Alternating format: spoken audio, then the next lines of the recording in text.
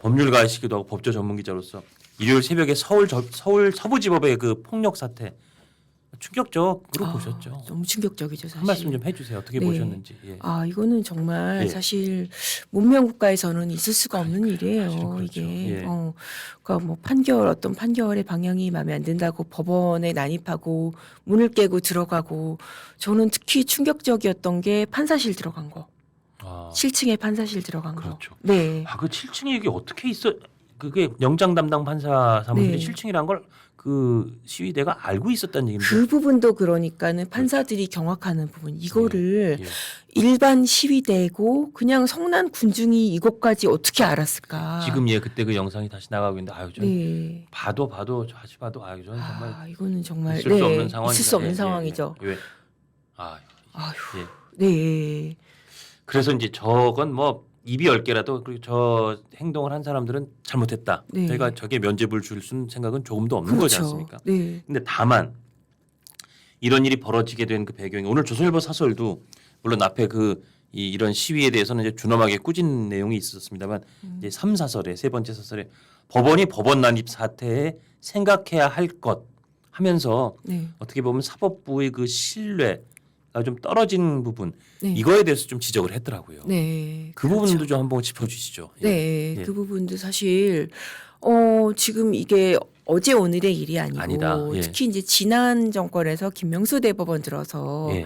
정치적 재판이 지연되고 그런 사례가 얼마나 많았습니까? 그러니까요. 네. 조선일보 사설이 오늘 아주 이례적으로 그걸 네. 다 나열했어요. 조국 전 대표 2년 확정 판결까지 우리 5년 걸렸다. 맞습니다. 그리고 1심에서도 징역 2년, 2심도 징역 2년 나왔잖아요. 네. 1심만 3년 2개월 끌고 2심에서는 똑같이 2년 선고하면서 보통 법정 구속하잖아요. 그것 때문에 일선 변호사들이 난리라는 거예요. 어. 아니 조국은 2년에 2심에서도 실형 났는데 법정 구속 안 했는데 나는 왜 1심에서 실형 났다고 법정 구속해?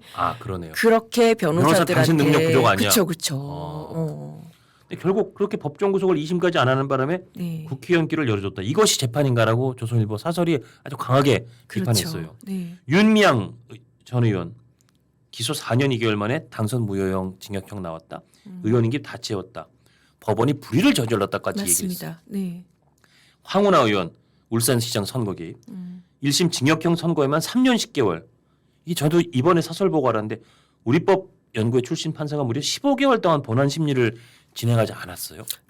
김미리 부장판사. 네네네. 그 네. 김미리 부장판사. 울산 선거 개입 저도 이제 한참 그 필드에서 많이 그 사건 취재를 했었었는데 공판 준비기일 있잖아요. 예, 그러니까 예. 피고인들 안 나오고 쟁점 정리하는 그것만 1년 넘게 했었어요.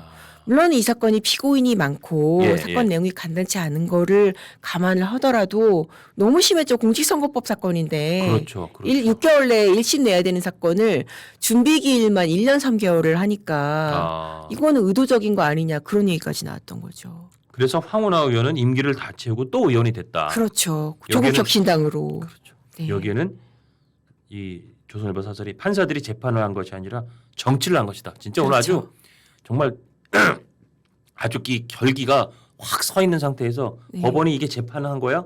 이게 불의를 저지른 거지. 정치를 한 거지. 이렇게 아주 강하게 비판을 했어요. 맞습니다. 우리가 지나갈 수 없는 이재명 대표 재판이야말로 그거의 결정판 아닙니까? 그렇죠.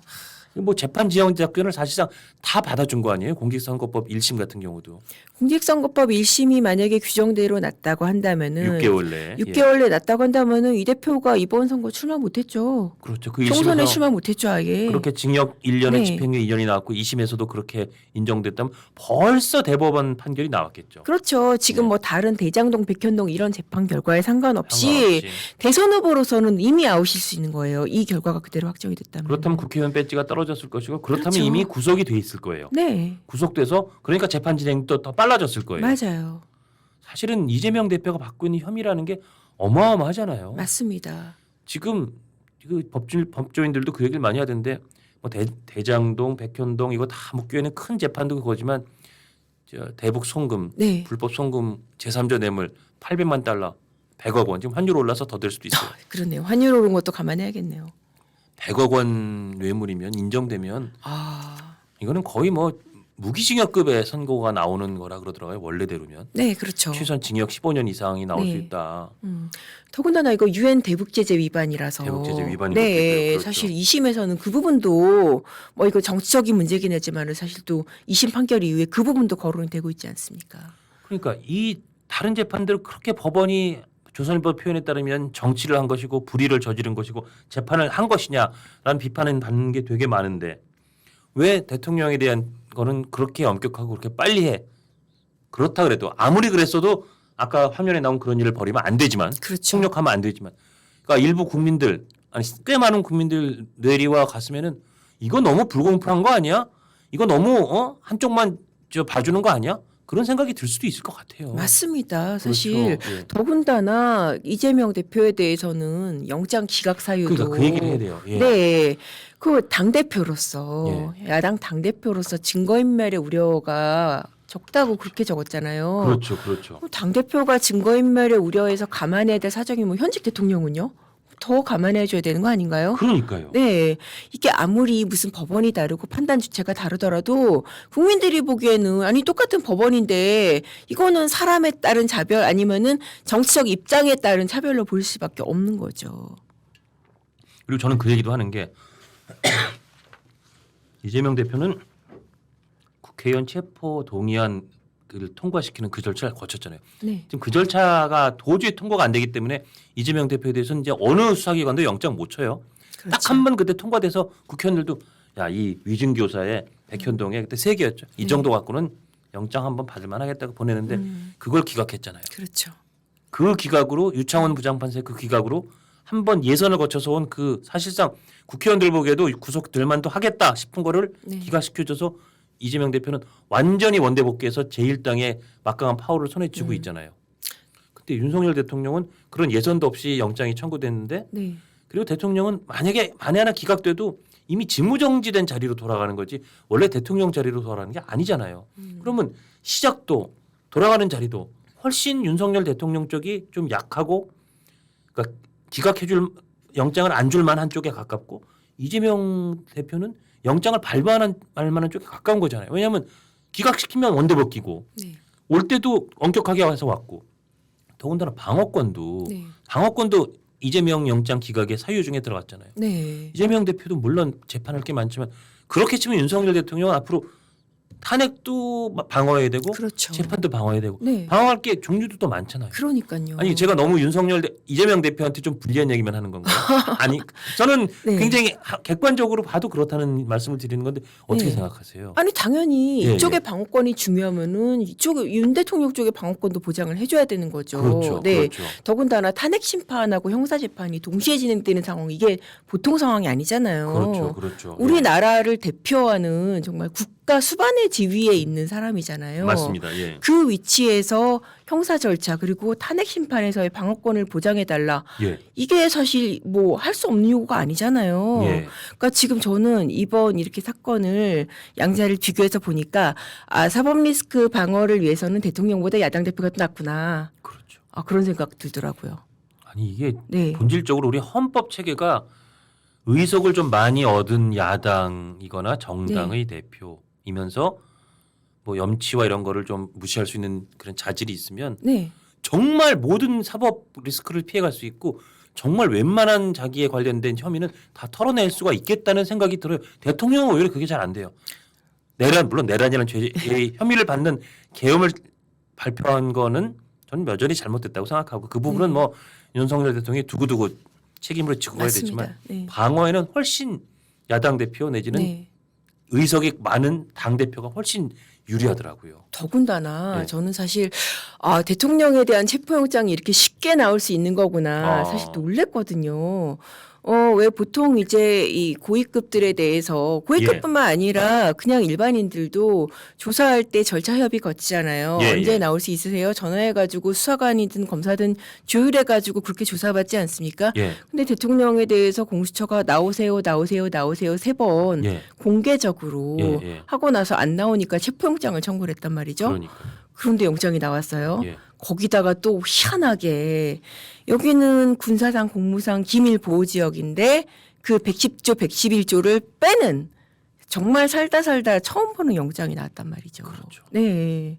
그것도 판사가 그 영장에 적을 수 있는 문구가 아니라는 게 아니죠. 다소리예요. 예. 네, 그거는 수사기관이 감수해야 될 몫이고 예. 보통은 그래서 대통령실이나 안가나 뭐 전에 과거 청와대 압수수색 영장이 나오더라도 수사기관이 못 들어갔어요. 그렇죠. 못 들어가고 입구에서 주는 거 찔끔 받아서 나오고 그랬지 않습니까? 맞습니다. 그런데 예. 그 수사기관이 해결해야 될 그러니까 책임자의 승낙을 받아야 될 그 몫을 법원이 그냥 털어준 거예요. 예. 네, 그리고 체포영장 생각해 보니까 또 그것도 떠오르는 게 이재명 대표 네, 그 법인 카드 여러 가지 쓴 것 때문에도 사실은 수사하겠다고 했는데 그 부인 김혜경 여사는 결국 뭐 우여곡절 끝에 잠깐 와서 수사받고 물론 묵비권을 행사했다고 알고 있는데 이재명 대표 오라 그래도 안 왔잖아요. 네, 그럼 원래 체포영장 맞습니다. 해야 되잖아요. 네, 체포영장을 청구할 생각도 못한 게 그렇죠. 왜냐 해봤자 어차피 불체포.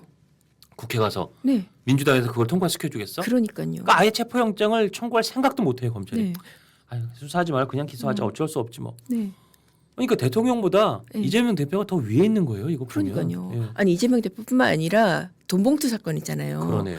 그 돈봉투 현장에서 돈봉투를 받았다고 지목된 의원들도 몇 차례 소환 요구했는데도 뭐 총선 전에 총선이 있어서 못 나간다. 총선 후에도 이런저런 핑계 대고 안 나가고 근데 체포영장 못 치잖아요. 그러네요. 네. 그건 국회의원들 또 이 체포 동의안 통과 네. 불체포 특권이 있으니까. 네. 그러니까 대통령보다 절대 다수당 의원이 낫다. 그러네요. 네. 국회의원이 정말 네. 속된 말로 땡보지 진짜. 그거하고 이제 또 같은 네. 괴에서 어쨌든 지금 이제 숨막히게 이런저런 막 그 이벤트들로 이어지면서 대통령이 이제 구속이 됐어요. 네. 그러면 2월 7일 경까지는 기소가 될 것 같아요. 한 번 기소되면 또 기소 못 하잖아요. 네. 그럼 지금 내란 특검하는 거 무용 아니냐? 무용론이 돼도 되는데 이것도 좀 짚어주세요. 어떻게 봐야 돼요? 그거 사실 세금 낭비죠, 사실. 세금 낭비다. 네. 예. 이게 물론 이제 그 과거 박근혜 전 대통령 같은 경우에도 수사 시작하고 나서 특검 출범하고 특검 수사기간 종료하니까 검찰에 인계해서 검찰이 기소하고 그렇게 했었었거든요. 그랬군요. 예, 예, 그러니까 예. 수사가 시작되면 특검이 절대 출범 못한다고 그건 없습니다. 근데 예.